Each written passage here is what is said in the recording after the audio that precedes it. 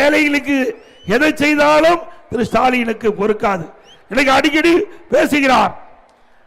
இன்றைக்கு மகளிருக்கு நம்முடைய குடும்ப தலைவிக்கு மாதந்தோறும் 1000 ரூபாய் உரிமை தொகை கொடுத்ததாக எப்பொழுது பார்த்தாலும் பேசுகிறார். என்ன ஆட்சிக்கு வந்த உடனே கொடுத்துட்டாங்களா? இல்ல. இங்க இருக்கின்ற நம்முடைய தாய்மார்கள் படுகின்ற கஷ்டத்தை பார்த்து கொடுக்கல.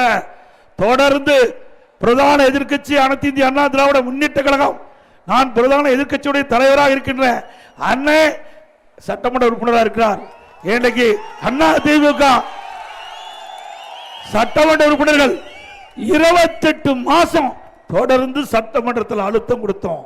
தேர்தல் நேரத்தில் திராவிட முன்னேற்ற கழக தேர்தல் அறிக்கையில் மாதந்தோறும் 1000 ரூபாய் குடும்ப தலைவிக்கு கொடுப்பதாக வாக்குறுதி கொடுத்து அந்த பெண்களுடைய ஓட்டுக்களை எல்லாம் பெற்று வெற்றி பெற்று ஆட்சிக்கு வந்த பிறகு அந்த திட்டத்தை நிறைவேற்றவில்லை என்று கடுமையா அழுத்தம் கொடுத்ததின் காரணமாக வேற வழி இல்லாம 28 மாசம் கழிச்சு தான் திரு ஸ்டாலின் அவர்கள் இந்த குடும்ப தலைவிக்கு 1000 ரூபாய் மாதம் 1000 ரூபாய் அறிவிச்சு கொடுக்கிறாங்க. இதுக்கு காரணம் அண்ணா திமுக கொடுத்த அழுத்தம் என்பதை நாம் எண்ணி பார்க்க வேண்டும்.